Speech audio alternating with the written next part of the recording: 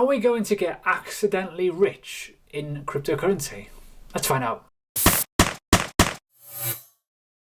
So hi everyone, if you're new to the channel, please do subscribe, hit that bell button, smash the like button, and obviously leave a comment and whatnot. Right, the Bitcoin pizza. Now it isn't Bitcoin pizza today, I do apologise for giving you a bit of pizza FOMO, but feel free to order a pizza if you so wish to. But it's kind of important to understand that in February this article was written, and that's what it would have been worth now, essentially, give or take, when we start talking about it. And I believe that's kind of roughly what we're talking about in terms of values.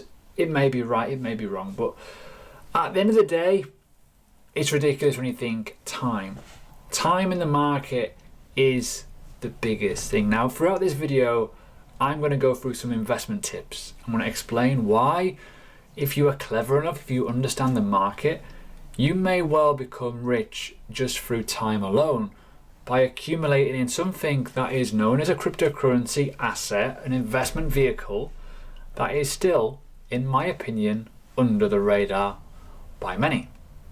So we are the few. We are that odd bunch of people, those little libertarian sort of people that go in against the grain of what monetary policy gives us as a default setting. So when we talk about world economies, they're knackered, they're ruined, right? We've got all kinds of stuff happening here. We've got obviously the quantitative easing and monetary policy of printing out cash, what it means on the long-term effects. Basically, dilution, right? It's going to get weaker, and that brings together this interesting little dynamic. The inflation calculator here. This is what we don't realize. In life, $1, £1, €1 remains as that in your balance. It doesn't go up or down, right? But everything else goes up. Education, taxing, health bills, property, etc, etc, etc. I can go on forever, right? Everything is more expensive now than it was back in the day. Why? Because over a period of time, that little graining and little chipping at the stones has been printing money. Ever since the gold has not backed anything in terms of the dollar, it has gone pretty much skyrocketing. As you can see here, ever since this period here was, I think it was 1973, I believe, correct me if I'm wrong, roughly around there, President Nixon, I believe, was the one that went, goodbye, dollar standard, you know, by the gold, essentially, the gold standard gold. So what we had was the dollar was backed by gold, and since then it's gone mental, it's gone crazy, you can see it. But over the period of those times, we've had a lot of economic pressure, we've had bailouts, we've had a lot of economic crashes in terms of stock crashes, Lehman Brothers going bankrupt, the whole equity bubble, and it's just crazy, right? Acceleration of that growth. And when you start looking at the buying power here, the buying power of the dollar is just dropping and dropping and dropping. This is why Bitcoin is the answer to the next problem. We are basically seeing, in my opinion, the death of a currency. And accidentally, how are we going to get rich? By backing something that is relatively still, in my opinion, unknown. I think we will. And I'm going to explain a few little things as well. So when we talk about this side of it in terms of Bitcoin, obviously we've got scarcity. We've got that maximum supply. We've got halving. We've got economic value of a currency that is working on and backed by numbers and people. The normal currencies aren't. They're backed by nothing. Nothing. You can't print more Bitcoin. Bitcoin works on a trust-based system on the blockchain. More people that want it, the value goes up. The more secure it becomes is because more people want it. That's how it works. It's simple. So it's like a tank. It really is. It's a tank. And you can't mess with it. Yeah, there's problems. Don't get me wrong. It's quite slow and sluggish compared to some other currencies. If you lose it, you lose it. As to the scarcity basket. But when we talk about the stock to flow model, now I'll be the first to admit here, I believe the pricing on the axis there on the left hand side should be removed. But what it should be, in my opinion, gives you that market demand factor. Technically, reality-wise, the more people that buy and hold Bitcoin, the higher the price should go, and then eventually over time it will stabilize. But what does that mean for us in terms of the overall market dynamic of making Bitcoin and making, storing wealth? Well, when we talk about wealth, people think money in your bank is wealth. It's not. It really isn't. It just depreciates. You lose about 2 to 3% per year, give or take, depending on how much money position you're in. That is why cash reserves are now starting to go into Bitcoin, which is kind of important. When we start talking about what to invest in, well, you got properties, you got blue chips like paintings and art. Essentially, you've got obviously the simple lines of other assets and commodities such as gold, silver, maybe in some senses. But then you've obviously got Bitcoin as the one that's starting to go onto that list of balance sheets, which is important. So we talk about getting accidentally rich, and this is even from the 1st of January. Now, timing the market is key, not timing it because you might be crap. I know people that have been in the market a lot longer than me.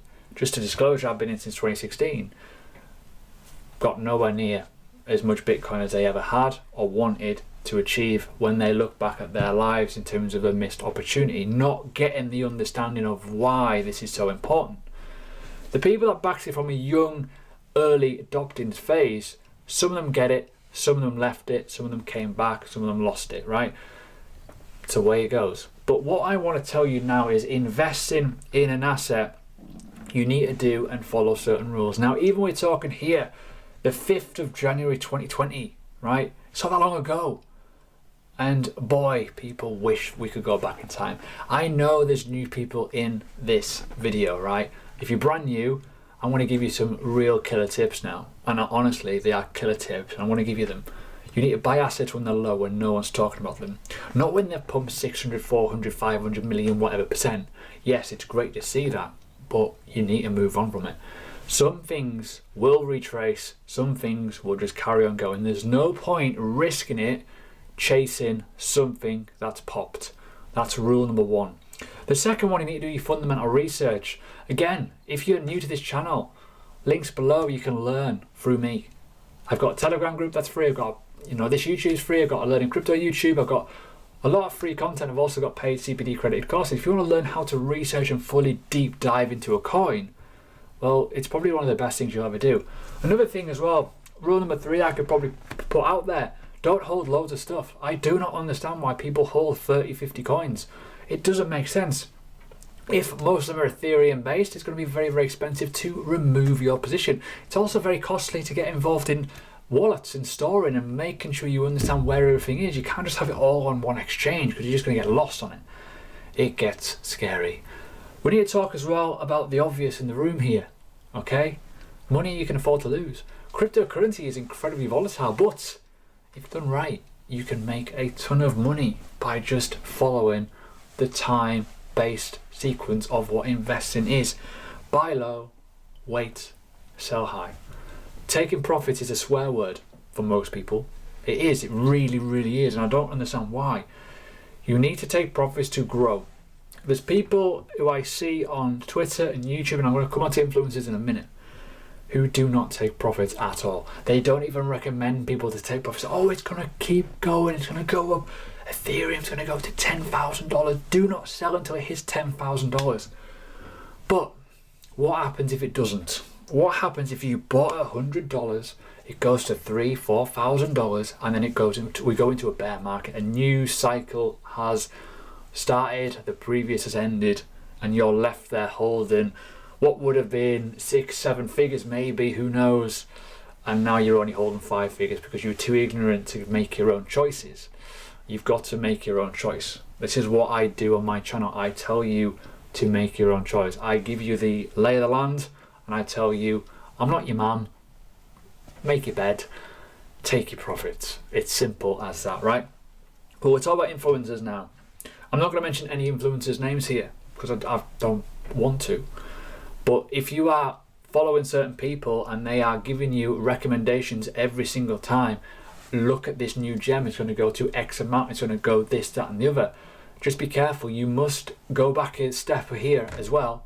Go and do your research. You've got to really look at it. You've got to figure out, well, why is it going to do this? Is it realistic? Is it not realistic? What is a market capitalization? This here is the overall value. Back in January, it was $134 million per Bitcoin. What? Crazy. I know. And that is just one asset. Now what's it worth? Well, it's into the trillions, isn't it? It's crazy when you think about it. But some people don't care about their titles on YouTube. They just want views. They want to tell you that this coin's going to go to X amount. When you do the maths on it in terms of the supply and the tokenomics, oh, what?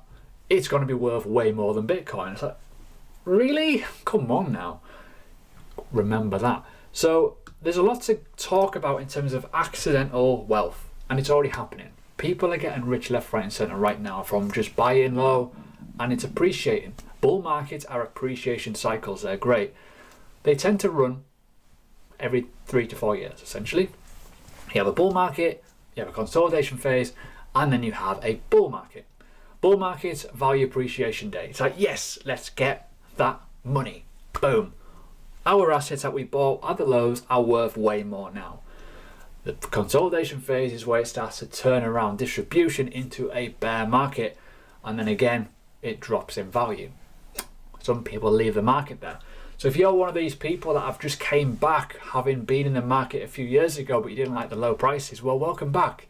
But you've done it wrong. You've done it the wrong way round. You've basically came in when it's all high in hope, when you should have been buying a lot when it was in the bear market, when no one's talking about it, when no one's talking about like Zilliqa below a cent. No one was talking about, Uterus like 0.5 cent when it used to be $1 odd. Like the Voyager at the lows, like all these coins at the lows. I mentioned Vita at 7 cents on my channel. It's now what? Yeah, oops. I didn't buy that one, by the way. But it's just one of those things. You can't have them all. You can't get them all. But what you can get is the obvious rules in the game.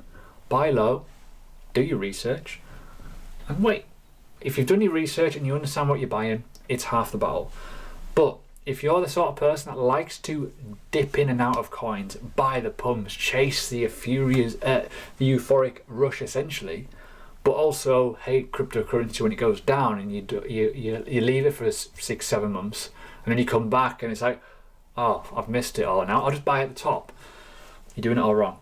So how to get rich? It's simple. Stay the course. Consistency.